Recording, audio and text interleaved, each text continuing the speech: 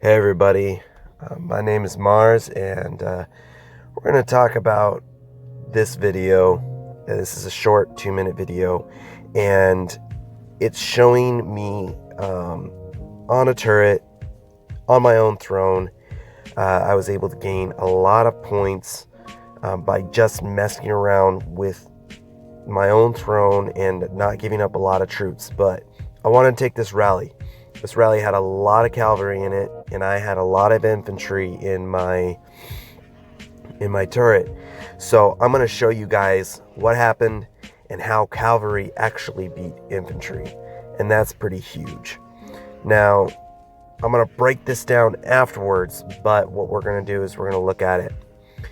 What he has here is he has a Cavan and Bij combo coming at me. And he has T10 infantry and T10 cavalry, and then some T11 cavalry on this rally. So initially when I look at this, I think to myself, okay, I got this. My T11 infantry is going to eat him up. Let's look at what happens.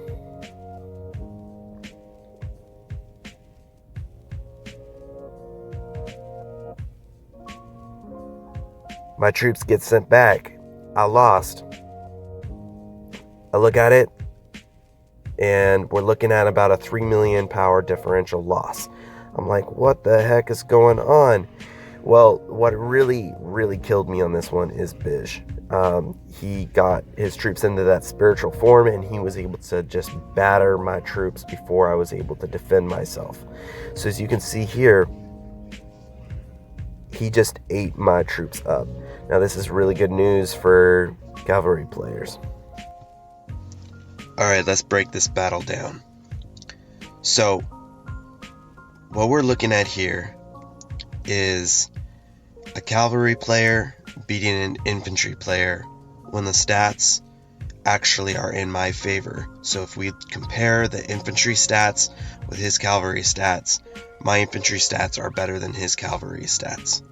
But what he does have is he has really good heroes that help him avoid my infantry, primarily Bij.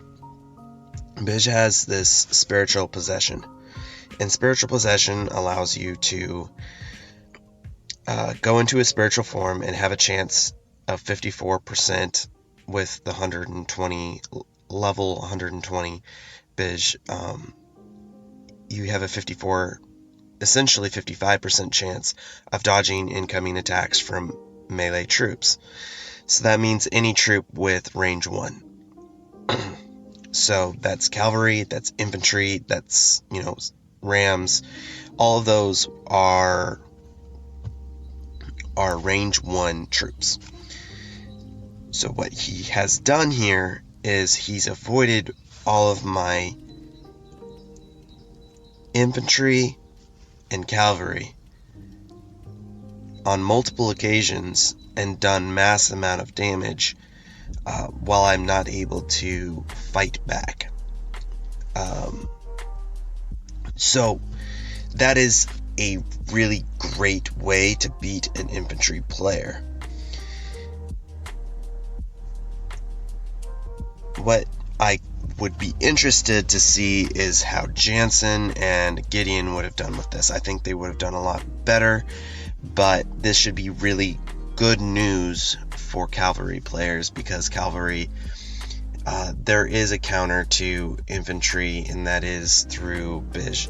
Now, he is one of the most expensive heroes to gain, and KvK is pretty expensive as well. So you do have to spend to use these heroes, but if you're a cavalry player and you have a spender in your kingdom, you can throw your T10 cavalry in a rally with him and be fairly successful. And yes, our kill differentials aren't that different, but the power differential is. And a considerable amount of those losses were from one player that did send the T10 infantry.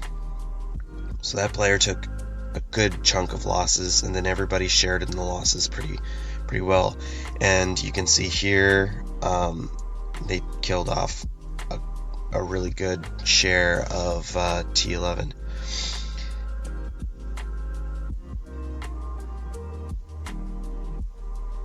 So let's look exactly why infantry versus cavalry typically goes in infantry's favor.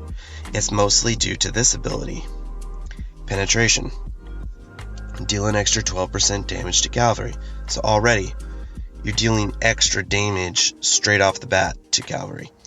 But as a cherry on top, you got reduced damage dealt by cavalry by 12%. So you're looking at a 24% swing there in damage. That's pretty significant. And that is the biggest reason why cavalry gets countered by infantry, especially not T10 infantry as much, but any spearmen. If you come and look here, they also have this ability too. So T9, T11 infantry are going to counter cavalry, and cavalry is huge when they hit because they have such high damage.